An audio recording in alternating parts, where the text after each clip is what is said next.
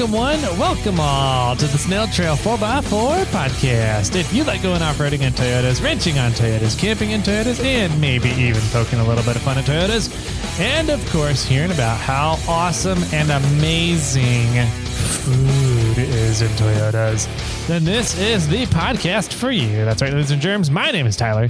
Joining me yet again for another episode of the Snail Trail 4x4 Off-Road podcast is the one and only Jimmy Jet.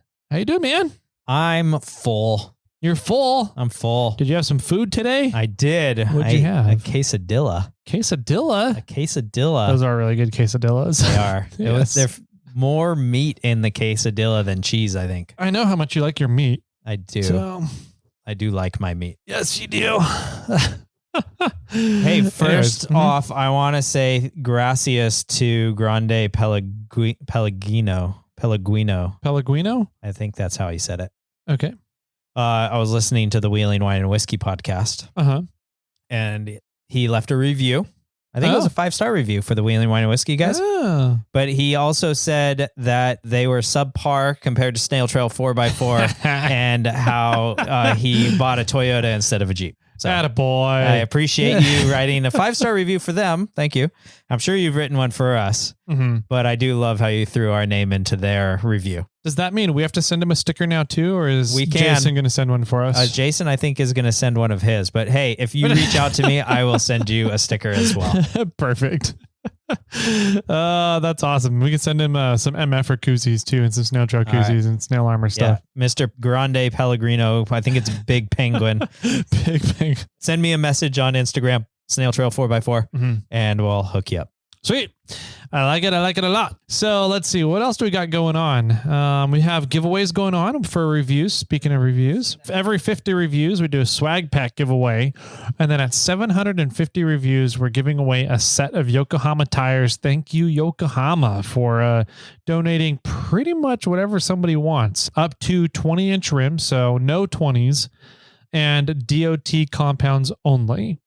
That opens it wide up pretty much for off-roading tires. Pretty cool stuff. That's once we get to 750 reviews, we'll do a drawing from all 750. So you have at least 1 in 750 odds in winning a set of Yokohama tires. If you can find a ways to leave multiple reviews, then you increase your odds. Yeah. It's pretty cool. Definitely. And if you enter now, you get entered multiple times for a swag pack giveaway, which we're doing every 50. So go over to Apple Podcast, iTunes Podcast, whatever they call it over there. They keep changing the name. They can't decide what it is. Yeah. But go over there, write a review. Those are the reviews we're using. If you leave a review on any other platform, thank you. But you're not entering yourself for the Yokohama tires. Yeah. Especially if you leave a review on Spotify, because Spotify sucks. We've been having some beef with Spotify on the back end of podcasting. Yeah. And everything we have going on with what platforms people are using. Yeah. Spotify has been a pain in the butt for us. I'm almost tempted to send people stickers and koozies if they can prove they're not using Spotify. Yeah. True that. Anyways, let's see. We've got a Snail Squad giveaway going on right now with Roller Cam. And we're giving away some rope rollers and some cam rollers, $160 value of tie down straps and ropes, and a hat and a beanie and some stickers. Nice. Yeah, it was a nice little package there that we were able to put together. Yeah, absolutely. And the December giveaway, we still have not sent out as of this airing. We'll probably send it out next week. So the 2 winners from December will probably get their gifts from Jimmy and I late January, probably while I'm down at Hammers, but yeah, maybe. We'll see. We'll get those out to you guys as soon as possible. We have everything in our gifts in. We just need to do the birthdays, FNGs, figure out all that stuff, figure out who won. That'll probably be Thursday's episode when we go over all of that. So, thanks for your patience on that as well. It's like we were on Patreon still. I know, right? We're still doing Patreon timing. That's good stuff.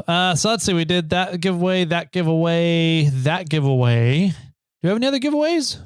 I don't think we do. I think we just have the 3 going on right now. Just the catalytic converter of the blue we still oval. got that one. And the hot chip challenge. Yeah. The single hot chip challenge. I didn't talk about that. I forgot about that for my New Year's party. Oh, what happened? Why didn't we talk about that? I don't know. Well, I got a bunch. I got a lot of the Hot Ones YouTube channels, hot sauces. Okay. And I got their new last dab. Okay. Which is Pepper X, which is supposedly more hot or hotter than the ghost pepper or whatever, scorpion pepper, whatever the hottest one previously was. So the new Pepper X and the extreme last dab with an X is 91% Pepper X. Jeez. And yeah, it's pretty fire. It's quite hot. And but it was fun. So I showed a picture of all the hot sauces that I got for Christmas. And then my friends brought over things that you could do hot food challenges with. So a guy went to Wingstop and brought over a bunch of wings, but had a bunch of them completely plain, no sauce on them. Yep. And then people could dab into hot sauces as they wish or get another flavor. And a few friends that were, I'll try Da Bomb. And they were like, I need some milk. I'm dying. It was pretty fun. But I think I ate too much hot sauce. I think I was having symptoms similar to my one chip challenge when temperature didn't bother me, but I had like acid reflux. And I never, ever, ever have acid reflux. I've never had it in my entire life until I did the one chip challenge. And that was the first and only time I had it. And then I did a bunch of hot sauce challenges over New Year's, and I had a little bit. Wow. That night. Jeez. So I think my hot food challenge stuff is limited. Oh, wow. It's going to be like you're drinking, huh? Kind of. Yeah. From your gout days? I'll have a lot of it just moderately. Gotcha. So I'll spread it out. Speaking of that, I got some feedback from Dylan. Oh, yeah. Is he still alive? He is alive. Oh. I was surprised because I haven't heard from him in a while. Okay. He essentially said, don't blame Jimmy's inability to drink on me. Jimmy just can't handle his alcohol. So there's a little bit of truth on that. That night, I did not handle my alcohol properly that night. Yeah. I don't know. You and Dylan both were having a very rough day the next day. Oh, yeah. We were trying to go wheeling and we stopped, I think, for lunch, and you two just went and laid in the sun. Laid on the snow. In the sun. We were both like, are you guys okay? Like, we'll survive. Yeah. Yeah. That was fun. Sort of. Yeah. I had a good time. I had a good time that weekend. My repercussions weren't very fun. Yeah. The night was a blast. Yeah. I didn't get burnt shoelaces. That's right. I forgot about all the things catching on fire. Yeah. I'll do that again sometime. Yeah. No, not that. Not that. Not that. Anyways, that was as bad as a gender reveal party. Just about. Yeah. Some of those. Yeah. No more comments on that one. Moving on. Yeah. What happens on Snail Trail camping trips stays in Snail Trail camping trips. Let's see. So, God, where were we? We were talking about the one chip challenge. Giveaway items. That's where we started all this. That's then right. I derailed us with hot food. Thank you for that, by the way. You're welcome. But I don't think we have any other main things that we need to talk about before the main topic. Yeah. Which is going to include food. And hot food. And hot food too? Unless you like cold food. Sometimes. It depends. Okay. All right. All right. Let's get on over. Let's hear a couple words here from Brian over at 4-Wheel Underground. And then we'll be right on back with today's campfire cooking discussion. At 4-Wheel Underground, we don't do DIY kits. With 26 years of experience, we've designed and engineered suspension geometry for maximum performance and predictability on and off-road, so that you don't have to. Check out 4-Wheel Underground to find the best engineered Toyota suspension solutions at 4wheelunderground.com.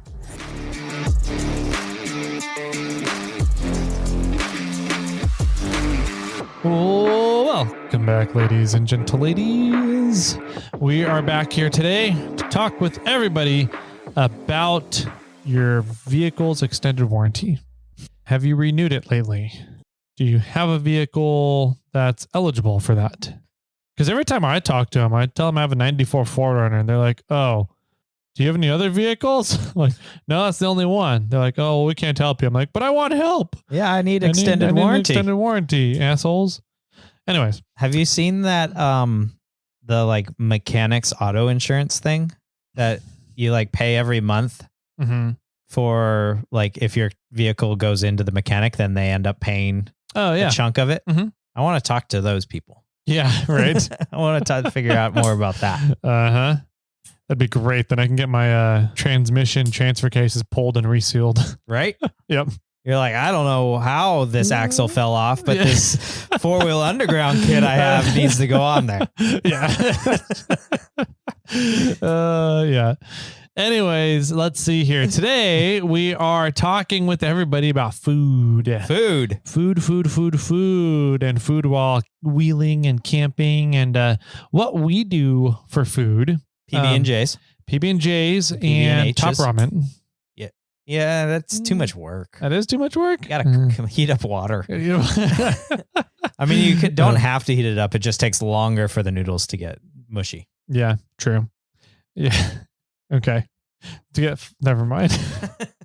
I do like my noodles more flaccid. That's where I'm going to leave that one. I had to go there. I couldn't leave that one. Anyways, let's see here. So back on track. Thank you for derailing us again, Jimmy.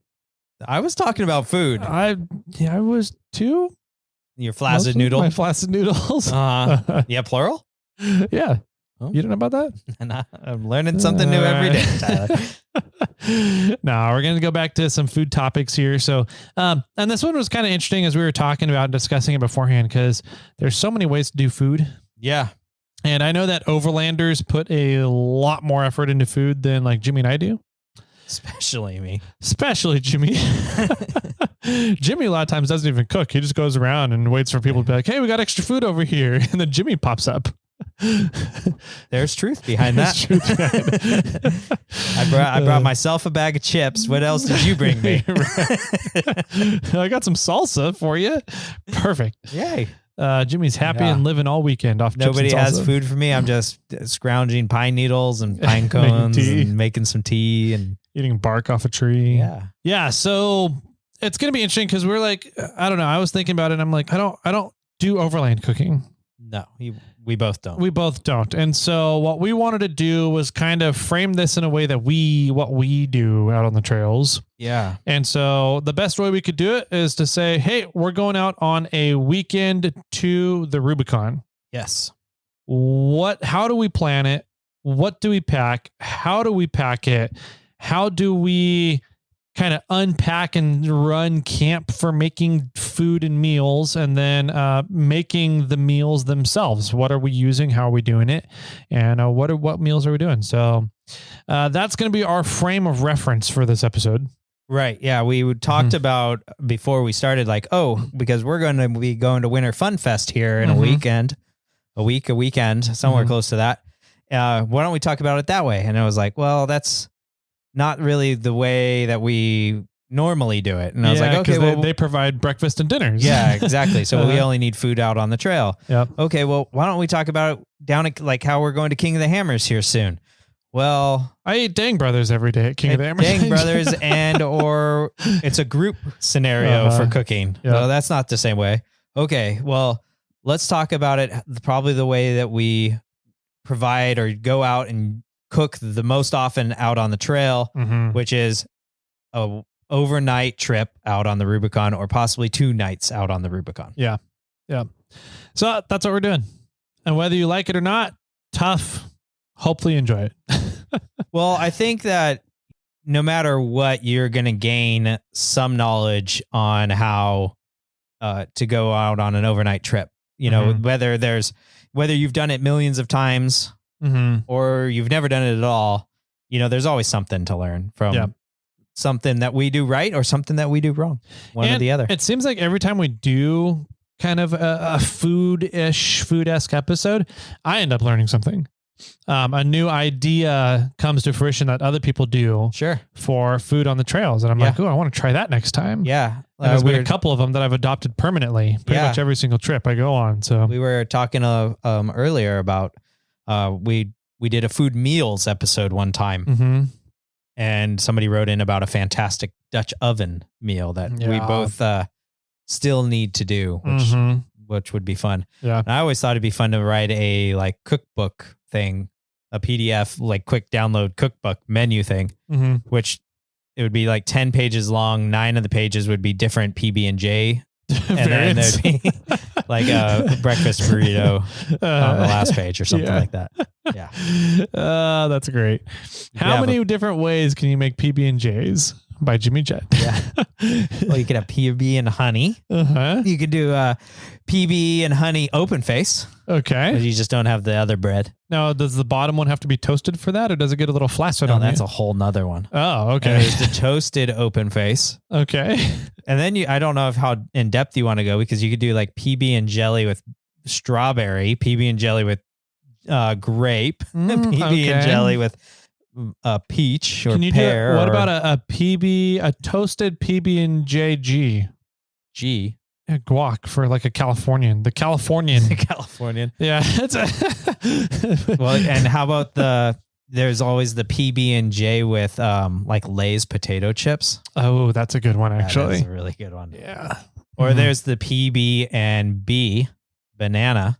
Yeah. See, how many pages are we up to now? At least 15. Yeah. So I could keep going. All right. Maybe I will make this book. I hear you can make a book and put it up on Amazon digitally. You can. So people can just download it to their phones. Yeah. So sounds fun. All right. Let's do it. The Snail Trail 4x4 cookbook. PB&Js. I'm writing it down. All right. We got you heard it. This is where the idea is born, everybody. Oh, man. All right. So let's talk about, say, for a weekend of camping out on the Rubicon. So that means how are we going to decide what we're going to take? Yeah. How do you look at that problem and try and figure out your meal prep planning? In all seriousness. Okay. How many jars of peanut butter can I fit in the fridge? What do I have left in the tote of peanut butter? Yeah. Well, there's only 6 more cans of peanut butter in here. I need to go get a 7th. No, I look at the amount of time that we're traveling and I think about step 1 is when are we leaving on the first day? Usually a lot of times it's before breakfast, but sometimes it's after breakfast. So then I count from that point, how many meals are going to be had during the duration of the trip. Okay. You know, so I look at, if we're leaving before breakfast on a Friday morning, then I need to worry about breakfast, lunch, and dinner on Friday, breakfast, lunch, and dinner on Saturday, probably breakfast and lunch on Sunday, and no dinner. So then I look at it, okay, I need 3 breakfasts, 3 lunches, and 2 dinners. Yep. And then I start figuring out how I want to plan or what I want for each meal from there. A lot of time my lunches carry over. Like what do you mean by carry over? Like peanut butter and honey. Okay. Right? Like if I have peanut butter and I have honey and I have bread, I can eat that for multiple meals, and maybe I'll bring different, like a fruit, like an apple or an orange, and I'll have one of those, or I'll bring different like small bags of chips. But like sort of like, and I'm assuming a lot of people, another way I used to do it was I would bring like turkey meat and then fixings, and I'd have a turkey sandwich every day. Yeah.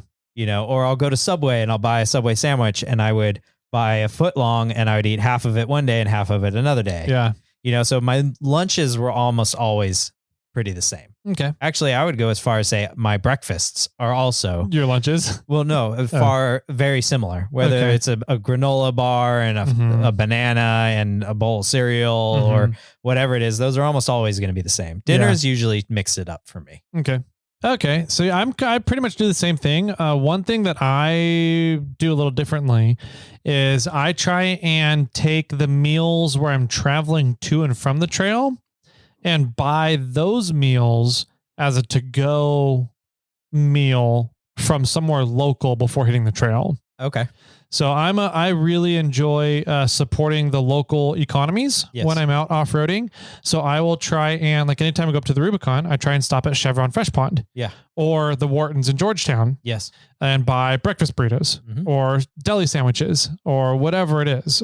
And so that's the one thing I'll do. So like if we're going up to the Rubicon and the goal is to be on trail at 8 a.m., I'll stop at Chevron Fresh Pond, get breakfast burritos, coffee. So my breakfast for Friday is done. Yes. And I've got to support the local economy. Right. And then the rest of it is exactly the way you described it. Okay, I'm gone for 3 days. I've got lunch, dinner, breakfast, lunch, dinner, breakfast, lunch. Mm-hmm. So I've got 3 lunches, 2 dinners, and 2 breakfasts to do. Sure. Yeah, because you bought a breakfast on your way. Yep. And then the goal would be to have hopefully the Sunday lunch coming off the trail. I don't need it. So it'll be extra food in my ice chest, in my fridge and everything. And hopefully I'm grabbing, Sonny's barbecue. Sure. From up in Tahoe as my lunch on the last day, the exiting of the trip, right? So I try and take the entrance of the trip and the exit of the trip and do those as local to-go meals. Right. Whenever I can. Sure. That makes sense. Mm-hmm. Sometimes it's a long trip home. Then, I'll pick up Taco Bell or whatever somewhere on the road. And I like Taco Bell for all you haters out there. Yeah. I view food as energy and not so much as taste. Oh, interesting. Okay. Yeah. I mean, I love eating. Like I love eating. I love food, but I often see it as I just need to put something in my tank. I need fuel so I can continue on. I don't necessarily care what it is. Okay. And that makes sense now that you hear that, right? Yeah. I think pre-making as much food as you can is helps out a lot on the trail. Yep. So like breakfast burritos, pre-making some breakfast burritos so that you can throw them in a pan and just simply grill them in the morning, or wrap them in foil and throw them in your engine bay somewhere safe, so that they warm up when you're driving. And then maybe all you need to do is make some coffee in the morning. It makes things a lot easier, especially if you're on a trip that is constantly moving every single day. Yeah. If you're getting to a point, like if you're wheeling on day 1 and we wheel to Buck Island Lake, and then we're making a base camp at Buck Island Lake, and the day on Saturday is like, oh, we're going to wheel to the Rubicon Springs and come back. It's going to be a fairly lazy day. Yeah. Maybe you can have a laid back breakfast where you're going to make more things. So I'm going to make bacon. I'm going to make eggs. I'm going to make biscuits and gravy and have all this fruit spread or whatever. Yeah. You can schedule that in. But if your trip is like go, then you need to consider making easier meals or stuff that you can heat up on the way. Yeah. Yeah. I agree with that. And most of the trips that I do are more of that go, right? Yeah. So we get up in the morning, and then the goal is to get to the next campsite, the next camp area as quick as possible. So we can set up camp and then start drinking and relax for the evening and the day, go swimming or something, go for a hike, whatever it is. And so I will usually almost always pretty much plan my breakfast as cold food, quick, dirty, easy, ready to go. Let's just warm it up and go. I don't have to make anything. Yeah. So breakfast burritos are usually my go-to for breakfasts. A cold breakfast burrito? If it needs to be, yeah. But because usually, at least like during the summertime, I'm not really warming anything up in the morning, not even coffee. Yeah. I just do the concentrated cold brew, and I use a quarter of a bottle of water to brush my teeth in the morning. And then I drink the rest of it down to help with, get some fluid intake, down to about a third of a bottle, and then fill the bottle back up with concentrated cold brew. Coffee. Yeah. And then that's my coffee in the morning. Right. And so that's what I do a lot of time during summer. During winter, I'll probably warm up coffee, in which case I'll warm up a burrito or something on the pan. If we're staying at a camp, like we wheeled into the Springs on Friday and we're going to hang out in the Springs Saturday and then come out Sunday, then I'll make something in the morning, but it's usually just heating up a breakfast burrito. Sure. I found a really great, easy way to make breakfast burritos.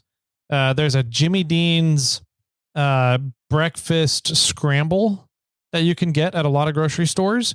And I get the meat lovers one, and then I get a carton of eggs. So I think it's a pint, 1 pint or 1 quart. 1 quart of, and it's eggs, and it's usually about the equivalent of like 6 to 8 eggs, somewhere in there in this quart. And it's the whites and the yellows of the egg just scrambled up in this quart. So if you take 1 package of Jimmy Dean's and 1 quart of eggs mix, it makes about 7 to 8 burritos. Okay. Yeah. And you just mix them together. I just mix them together in a pan. So I lost the word for scramble them. Scramble them. Yep. There it is. Yep. Yeah. So you put all the Jimmy Dean's mix in first to warm it up. You get to sear the potatoes a little bit more. And then you throw the cheese, because the cheese is separate in the packet. Throw the cheese and the eggs in at the same time, scramble it all up, and then just fold it into burritos. Nice. Yeah.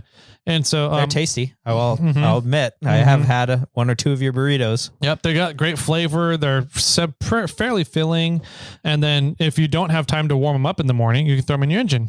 Yeah. So just tinfoil them each one up individually and take one out of the fridge in the morning and throw it on your engine, or have it cold, or throw it on the grill real quick, whatever you're doing. Throw it on the campfire real quick if you have a campfire going in the morning. So yeah, super easy to do. Yeah, for me, if I'm out with the assistant is vegetarian. Mm-hmm. And so we do a lot of yogurt and fruit. Yeah, you do like parfaits. Yeah, a little parfait. Sometimes I'll bring some granola. Mm-hmm. And then then that's it. And it's super easy, right? You just have this like bag of fruit, mixed fruit, and then you have your yogurts. And then, sometimes I'll have granola, but then I'll eat a little bit of the yogurt, and then I'll throw fruit in there, mix it up, and then I'll eat some more, and then I'll add more fruit in. And I just keep kind of doing that until there's really no yogurt left. Yeah. And I'm just eating fruit. And then I call that done. Yeah. And then sometimes we'll pre-make muffins, which is a good one. We do the Kodiak muffins, so they have more protein in them. Yeah. Because the vegetarian doesn't get a lot of protein, so we have to kind of supplement some protein in other areas. And we do a lot, instead of adding oil or butter, we add banana. Oh, okay. And it supplements those really well. It makes it a little bit denser, but I think they taste fantastic. Now, is that a thing, like you're making the muffins at home, or are they pre-made? Okay. Absolutely. Yeah. So you're adding in the banana when you're making the muffins. Correct. Gotcha. Yeah. Instead of oil and butter. Gotcha. Okay. Yeah. We use that as the binding unit and then cook them up, and they cook up fantastic. They taste really good. And then the muffin's already done. Right. So we have this parfait, we have a muffin, and that's. Are you cutting up and sous chefing the fruit beforehand, or how is the fruit done? No, usually we'll buy like a bag of mixed berries. Okay. Yeah. That's already all mixed up. Yeah. Sometimes they're the frozen kind that have now thawed because we just throw them in the fridge, or they are partially frozen. We're throwing them in the yogurt, and they're still tasty frozen. So we just buy a bag of mixed berries, some yogurts, and then usually a muffin, and that's our breakfast. Nice. When I'm with the assistant. Yeah, both those are really good. I like both those options. I don't think I've ever had one of your guys' muffins though. Oh, we'll have to fix that. But the parfaits are usually a great option too. So. Yeah, and they're not hard, right? And it's already cold. There's no cooking involved. It's what about cleanup for those? I mean, it's just a little carton for your yogurt. Oh, I see. So you're just getting the yogurt cups, and so that becomes your food vessel, pretty much. Yeah. Okay. And then I don't know how. I mean, a lot of people like plastic spoons, but I don't like to waste that. I have metal spoons that I carry with me. Yeah. So there's a little bit more of a cleanup. Yeah. Because you don't throw the plastic spoon away. So I clean up the spoon, but I throw the carton away. Yeah. The berries go into the carton as my bowl when I'm eating. Yeah. Muffin has no paper around it because we pull them out of the baking tin. And then so there's only a little bit of garbage and a spoon to wash. Yeah. That's a great way to do it. So for breakfast. So 2 different options there for you guys for breakfast ideas. Another thing that I do a lot is I'll get breakfast pastries. Yep. And I'll have those in the morning as well. If I'm not with the assistant, a lot of times I'm just doing a granola bar, an apple, and coffee. Yeah. And it just something simple. You guys know that I don't like to cook. Yeah. If I don't need to, I won't. It is nice to have a warm meal, but I'm also a fan of the concentrated coffees and the concentrated cold brews. I did find those packets a while ago that were tasty and easy, and you just opened one and could throw this little K-cup looking coffee thing in there and add a bunch of water, and you're off and rolling. Yep. I mean, during the winter, I like some hot coffee, but to this day, almost every day I bring iced coffee down here, and it's 40 something, maybe 50 degrees outside, and I'm still drinking iced coffee. So yeah, a lot of times in the morning, I'm the same way. I'm doing a lot of cold foods in the morning anyways at home. I'm not doing a whole lot of hot stuff in the mornings. Yeah. The assistant needs to eat fairly promptly after she gets up. She gets weird, like hanger problems, then almost with like, that kind of sensation where you're like, I don't know what's going on with my stomach right now, but I feel like I have to throw up. Okay. You know, that's how she gets if she doesn't. She pregnant? Eat. No. Oh. That's how she's always, as long as I've known her, that's how she's been. And as long as I've known her, she hasn't been pregnant. Well, Okay. I mean, not the whole time. Yeah. Another story there for another time. But she needs to eat fairly promptly or else she starts feeling sick. Yeah. And she's always been that way. So not cooking means you can eat sooner. And that's how it worked out for us. Gotcha. Okay.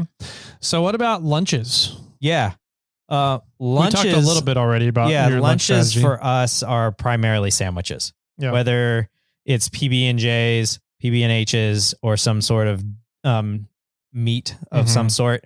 A lot of times, I don't know why, but whenever I go out with the assistant, she buys me turkey. Oh. And so I get to have turkey. I'm happy with it. I love turkey sandwiches. I bring out some mayo and mustard and some lettuce and, a tomato and turkey. And I'm off and rolling with a perfect, like pretty much almost BLT without the B. Well, yeah, B. Yeah, whatever it turns out to be. TBLT without the B. But I'm also perfectly happy with peanut butter and honey, an apple, and some chips. Yeah. And that makes me ecstatic. It's also fairly quick to do. And so it's like, if we're pull up to an obstacle and I'm hungry, I can run to the back and make myself a sandwich real quick.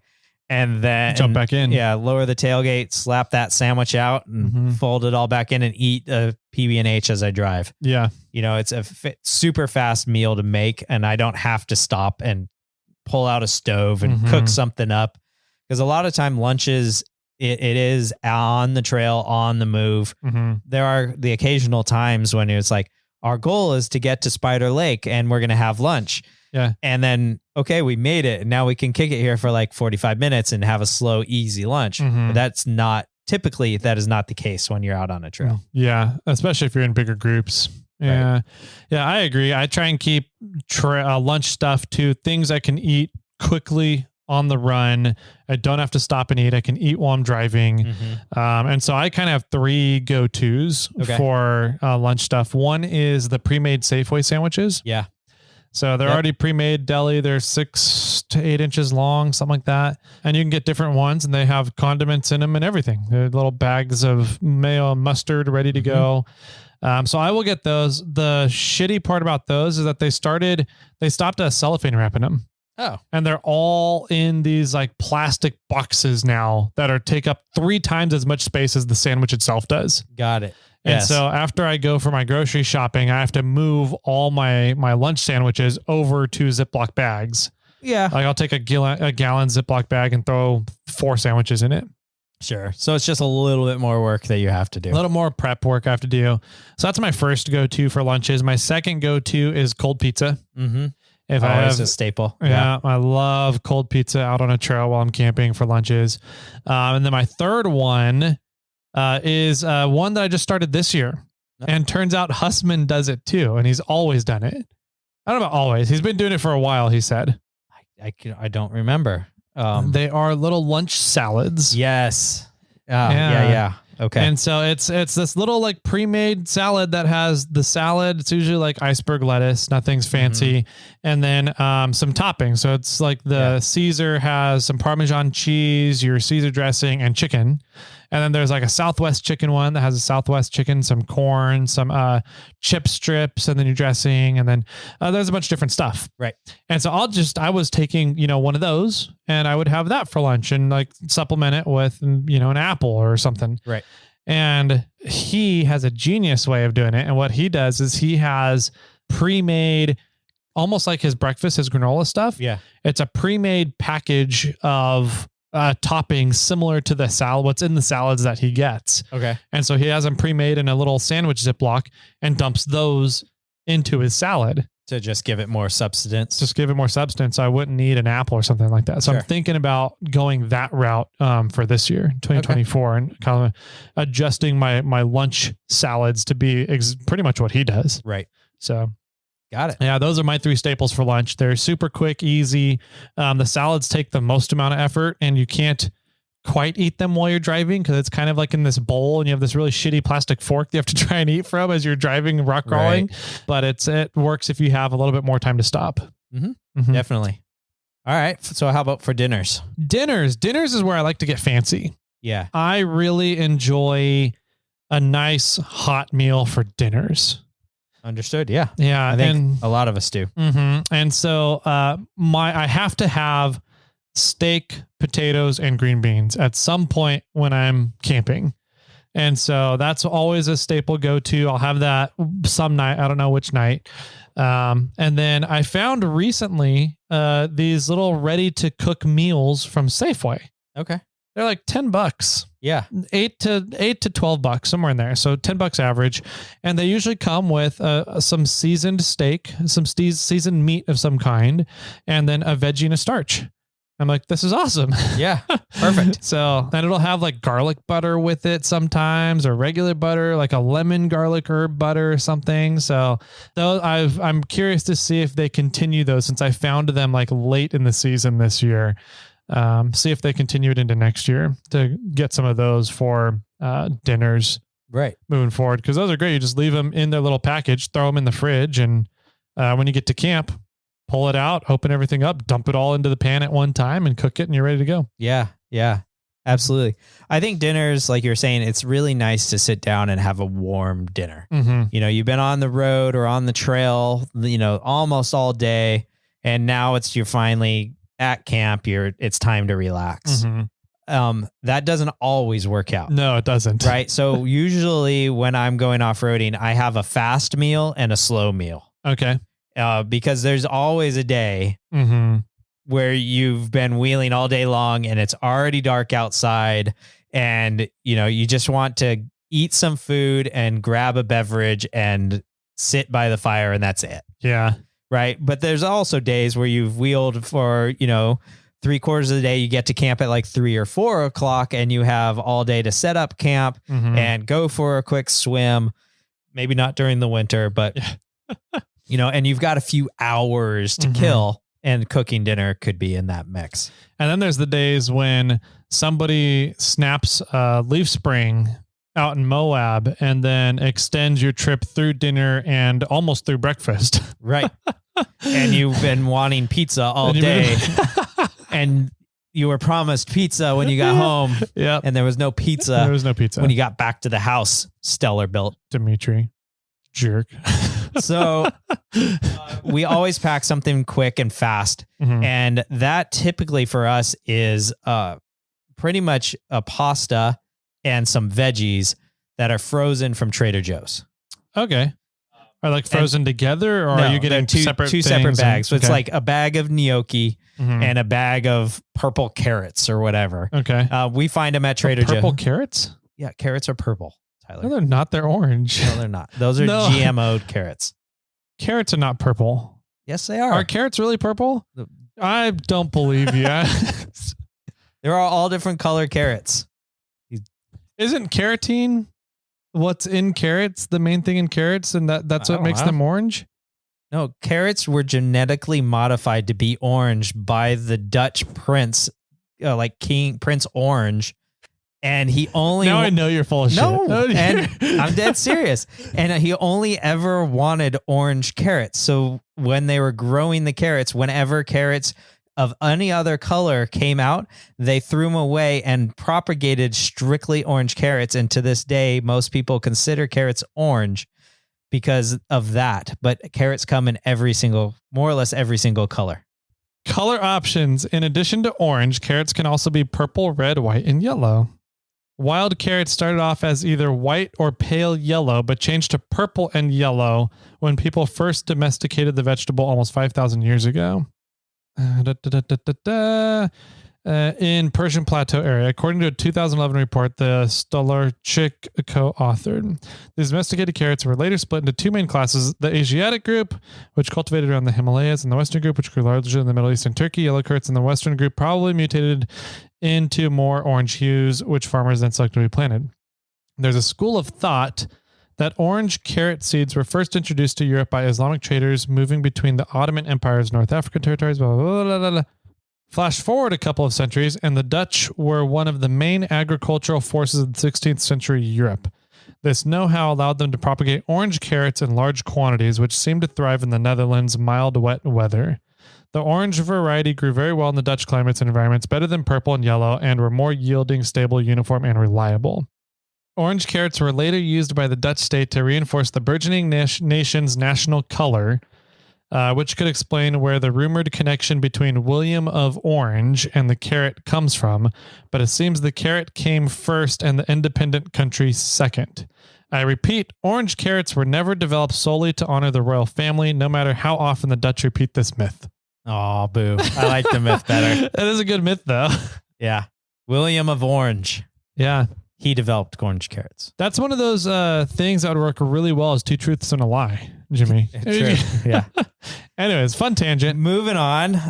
Purple carrots exist, apparently. Yes, they do. I'm sorry you've never seen them. I've never They heard taste of exactly like orange carrots. They're just a different color.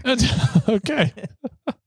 But we grab a vegetable, whether it's broccoli, carrots, or whatever, or a mixed vegetable, and usually some sort of pasta. And that's that we throw those into a pan, stir them up, and then throw some sauce on top of it. And that's our fast dinner. Gotcha. Okay. If we do a slow dinner, it's just a version of an elaborate, normal at-home sort of style dinner. Okay. Whatever it is, or whatever you enjoy. But we just usually plan on something fast, and we call it a one-pot meal.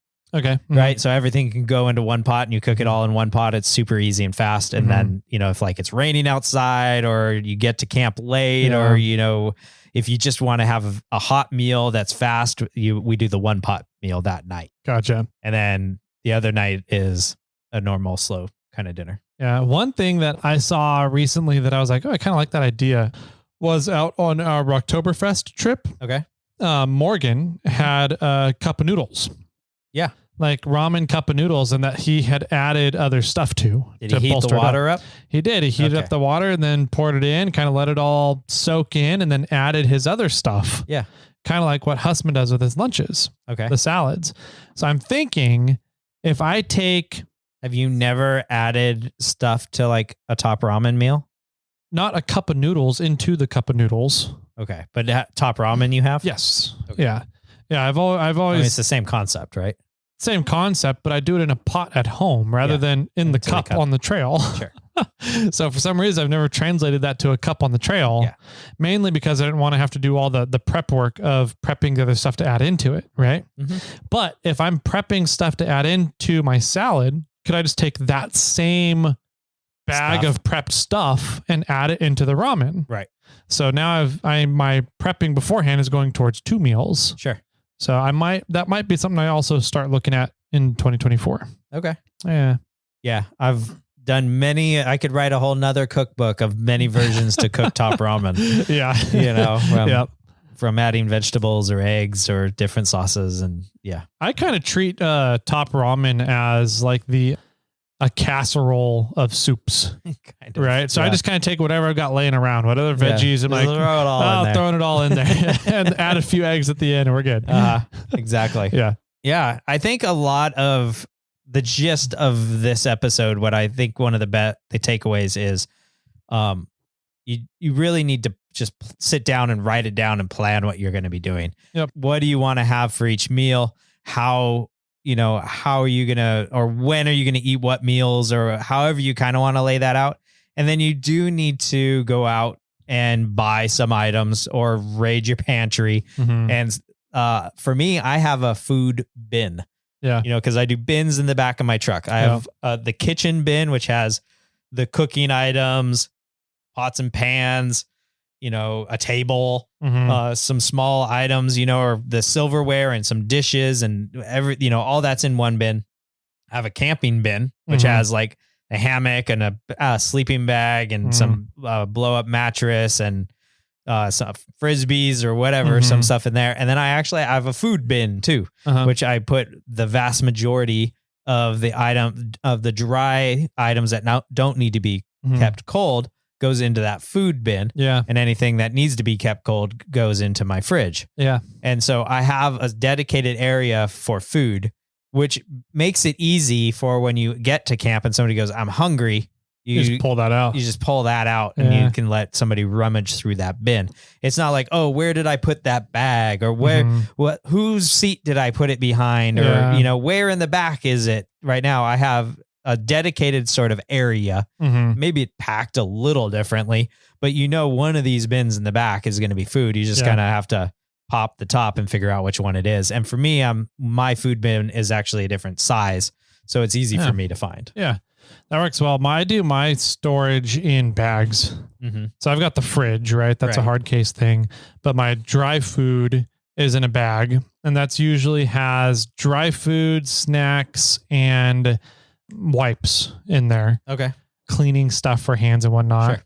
And then I have another bag that is the kitchen stuff, and that has the stove, the pots, pans, utensils, cups, that kind of thing in it. And I don't think I have a camp storage. I usually have my bed, tent, and sleeping bag and stuff all separate from everything. So yeah, I think I just have the fridge, the dry food, and then the kitchen bag. Got it. Yeah. One thing we didn't talk about too much is snacks. Oh yeah. Snacks are very important. Yes. There are times when you aren't stopping for food and you are getting hungry and you do need to have a snack. I would say that keeping yourself hydrated and keeping yourself fed is very important on the trail, so that you just aren't getting tired or, lucid or whatever it is, and you're losing track of what you're doing. Yeah. That too. Thank you. So having snacks readily available, easy to grab, something easy you can eat while driving is very important. Yeah. What are some of your go-to snack items? I do trail mixes. I do some candy bars or granola bars. I do some candy sometimes if I need a quick sugar boost. I think the majority of mine are sort of is a granola bar style thing. Just something that I can unwrap and shove in my mouth really fast. I have, hopefully not flaccid. Yeah. My go-to snacks are typically chip stuff. Yeah. So chips and Cheez-Its. Sure. Pretzels. I don't do pretzels. I don't like pretzels. Are good. I don't know. I don't know what it is about pretzels. I don't like them. Chex Mix. I love Chex Mix. That would be my ultimate favorite one if I had to choose one forever. Chex Mix or the white cheddar Cheez-Its. You're weird. I am weird. Cheez-Its are good, not those white. The white cheddar ones are fucking amazing. The toasted. No, not toasted. So they good. Taste burnt. I know. It's great. I like my wine to taste burnt, not my Cheez-Its. Yeah. Yeah. Anyways. Triscuits. A box of crackers of some sort is a great solution. Yep. Because one, it's easy to grab and easy to eat. The other is you can close it and it won't go everywhere. Yeah, it's true. I don't like getting Pringles. No, because my hand gets stuck in the I don't have my hands don't fit in the Pringle jars. Big hand problems. Got it. Yeah. I have not done granola bars a whole lot. Yeah. Every once in a while I'll do granola bars, but I always find that anytime I get a granola bar, I just eat through all the granola bars. I don't have any left by the end of the trip. And I'm like, I don't want to buy more than that. So I don't know. I'd rather just have the chips. Yes and no. I feel like I eat more than I should when I have granola bars. Well, So here's something I do. Just for that exact to more or less that exact reason, because it's very easy to grab your snacks and eat, and then you're not going to eat lunch, or you're not going to eat dinner, right? So I only pull out a few at a time from my food bin. Oh, interesting. Okay, right. I have I plan on, let's say I am eating granola bars for breakfast, and I have a snack as a granola bar or a bag of chips or something, right? So that day I'll eat my granola bar for breakfast, and I'll throw one granola bar in the cab in a little bag or whatever where I store my snacks with the bag of chips. Yeah. All the other granola bars for the rest of the trip are in my food bin. Okay. So I can't grab them easily. Yeah, interesting. I keep all my snacks go with my dry food, which is right there in the back seat within grabbing distance. Yeah. So maybe you need to separate that if that's your problem. Okay. I need a deep dry food storage. Yeah. A food bin. I don't like bins. A food bag. They're inefficient on space. Maybe I can convert a one of the Step 22 bags. Maybe. Speaking of space, Uh-huh. thanks for reminding me on that. Something I do, which might not be totally advisable, but whenever I get a bag of chips or like pretzels or anything that's like a sealed bag, I usually bite the corner and make a small hole in it. Oh, okay.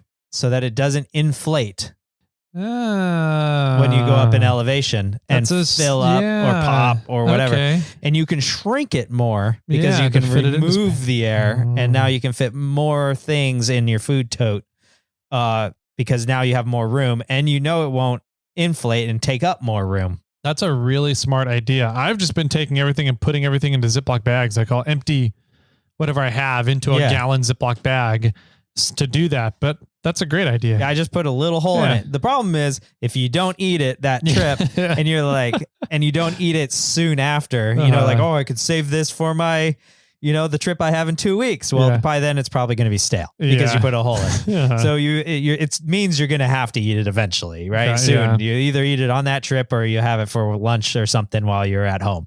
But it does help me save space in the food bin because now I can collapse things even more. Yeah. That's a good point. I never thought about doing that. I was very lost as to where you were going when you were explaining that. And then it made sense. Glad I could help you out. Yeah. Let's see what else is there. Drinks. Yeah. Drinks. What are you taking for drinks? We talked about coffee. I think you and I do pretty much the same thing for coffee in the mornings. What about lunches and dinner drinks? Yeah. Well, before we go there, I want to just talk about water real quick. Yes. Water is just hydration, I guess, is very important out on the trail. We did talk, you know, for the same reason of snacks, staying hydrated is very important. And to be frank, you know, it's like if you're not stopping and going pee, then you're not hydrated. Yeah. You should be going to the bathroom and you should be hydrated. Yeah. I'll just leave it there. Yeah. You can take your own conclusions from that. A gallon per person per day. Yeah, that's the rough one. It's something silly, like half of your body weight in ounces. Really? It's something, it's somewhere around there. It's something crazy like that. Regardless, I take for drinks, some like seltzer waters, some regular waters. Every once in a while, I'll bring some like Gatorade pouches or some hydration form of pouches, powdered pouches, things. Primarily for the next morning, but they're also good if you are dehydrated. Then you can, you know, fill like a crystal geyser water with it and just pound that real quick, and that definitely will help you out. Add some tequila or vodka to them as well. Sounds great. That helps dehydrate you again. Since I've been diagnosed with gout, I've been taking a lot less beer on the trail, and I take a hard alcohol. I will take a beer because it is kind of nice. Maybe I'll have a beer at lunch when we're stopped and we're all sitting around and we're eating lunch. Maybe we'll have a beer there, but getting to camp, it's nice to have a beer. But then once we start sitting around a campfire or just sitting around after wheeling for the day, I'll probably go to some whiskey or something like that. Yeah. Both you and I are fans, I know, to taking small, like crystal geyser like bottles. What's Corey's brand that starts with an N? I don't remember what it is. Water? Yeah, sorry, Corey. Niagara. Is it Niagara? Something like that. Gotcha. Yeah, I don't remember which one it is. I think it's Niagara. So we'll use that one instead of Crystal Geyser. Well, the small like 16.5 ounce bottles, we'll take those on the trail with us because it's a decent amount of water to drink fairly quickly. They're small, so you can easily store them in places up in the cab where I keep the vast majority of them in my truck bed. They're also easy for somebody to just grab real quick. If they're thirsty, they can just grab that and have a quick drink or whatever they do with it. And I think that's a good method. Both you and I use those style bottles. The assistant doesn't like the waste that creates.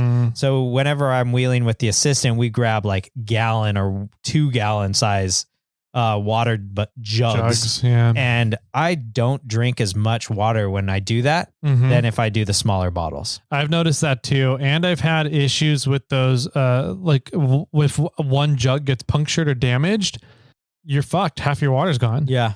I have had that issue happen a couple times because I used to do big jugs and I would refill the jugs when I get home and keep the jugs and It's because I hated the waste as well. But at the same time, I found that A, I didn't drink as much, and B, if you have an issue, a cap comes loose or something, half of your water's gone, and it's not good on a trip. So I've moved fully over to I'll get a little the flights of water. I don't know what I'm thinking of.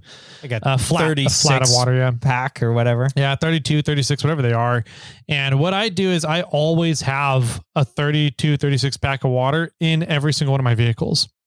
And what I do is once it starts getting down to less than half of the flat, I add another flat into that vehicle. And then I keep pulling from those whenever I need to. And once it gets down to underneath a half left, I throw another one in. Oh, wow. Yeah. So I'm always rotating, and I try and keep at minimum half of a flat. So 16 bottles of water in every vehicle. Right.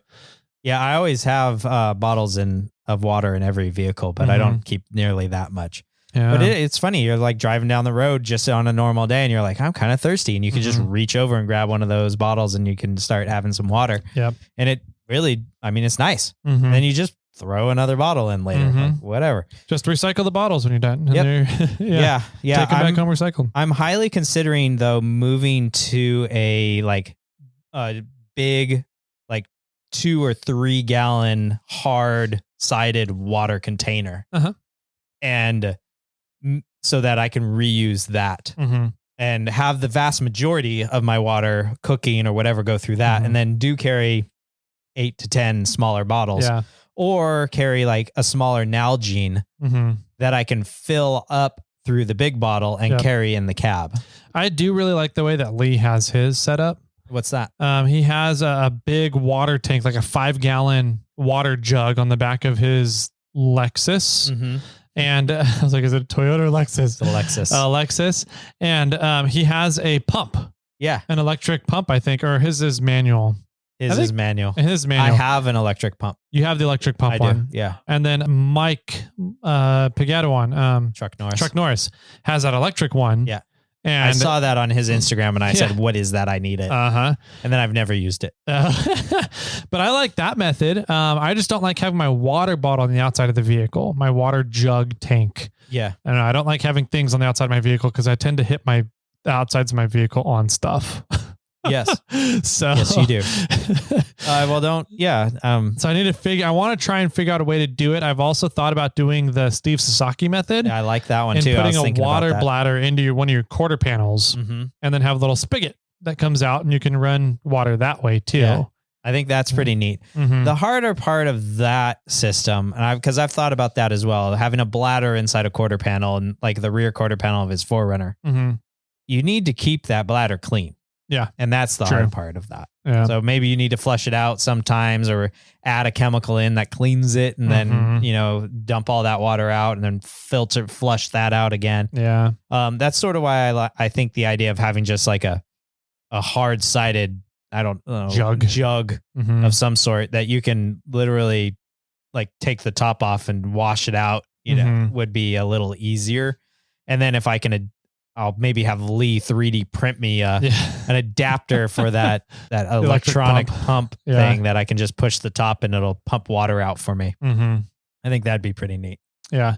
But I do think it'd be kind of nice to have like the jug in the back of the truck and have the spigot barely above the back of it so that you can just stick a bottle under there and hit the button real quick, fill whatever bottle that you have up, and then go on with your day. It'd be a fun idea is to create water storage, and you'd be able to do this in a pickup. I don't know if you could do it in a 4Runner. You'd have to get really creative in a 4Runner, but create water storage under the bed of the truck. Yeah. So take that jug and have like a bracket that it fits into. Sure. And then put a hose from there up into your tailgate and have like a spigot, like a beer tap spigot on the outside of your tailgate and have it come through the tailgate. Sure. That could be fun. That could be fun. It might be a little weird if your tailgate's down and you need water, but yeah. It's true. Yeah. But I mean, fair.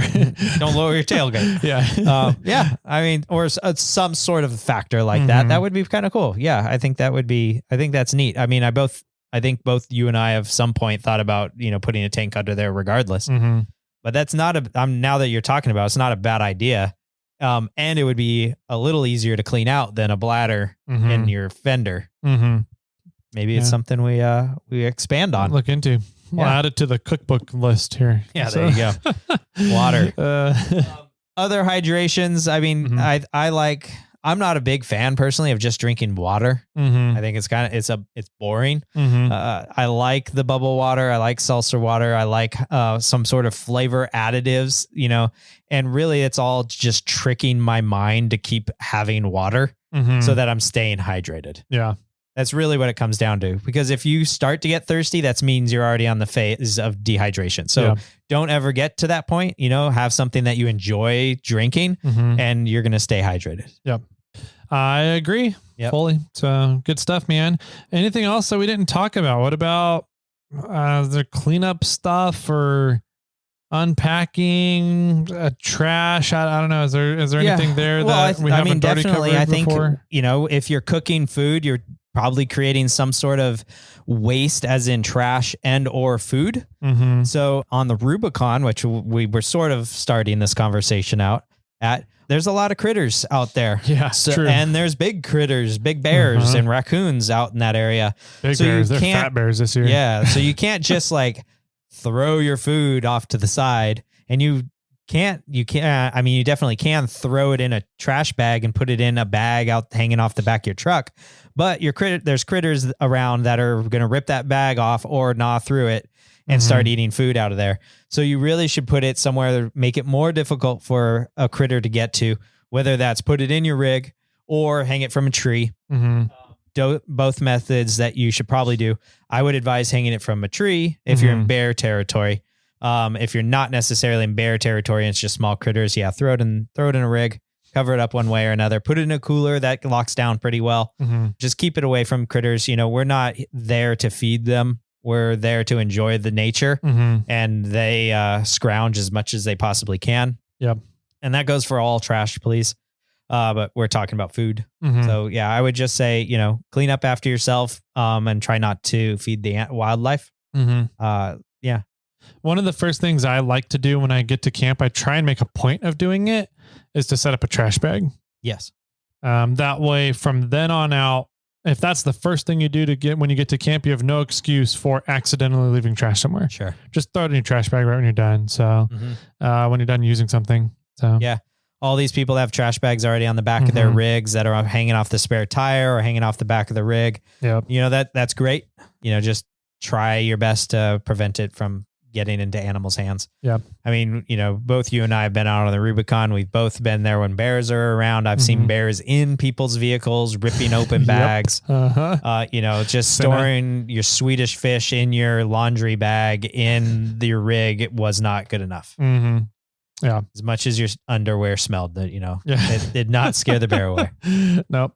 So, good stuff, man. I think that's a fun episode. Getting to talk about camping and stuff, and and this is our view, our perspective of stuff, right? So if you guys are doing overlanding and your goal is you're only driving 1 to 2 hours a day between your campsites, or you have time to set stuff up, then your camping habits and your food habits are probably going to be a little different. Maybe you make waffles and ice cream in the morning or something. I don't know.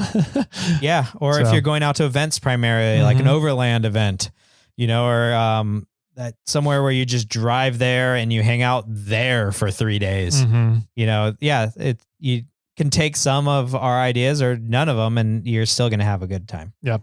Well, I agree. So cool, man. If there's anybody out there that has feedback for us, send it to our voicemails. So you can call in at 916-345-4744. You can send us Instagrams. Slide into Jimmy's DMs. He loves it when people do that. And you can also get us on email. You guys know what those are. So Jimmy James, do you have any final words for everybody out there? Yeah, I've been holding this one to the end. Pack extra food. You never know what might happen out there. You never know if you're going to be stuck longer, and you're going to want that extra food. If you're not stuck longer and you come home with extra food, good. Yep. I last time out on Rocktoberfest, I packed a lot of extra food, and we left early. So I had like 4 days left extra food when I got home. It was great. Anyways, with that, my friends, keep crawling.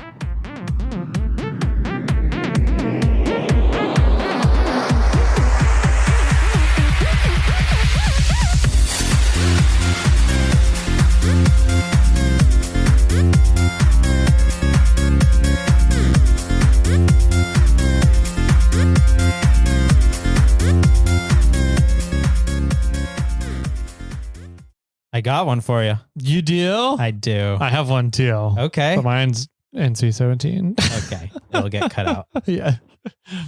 What are the worst kind of brakes you can get in your car if you live in Scotland? No brakes.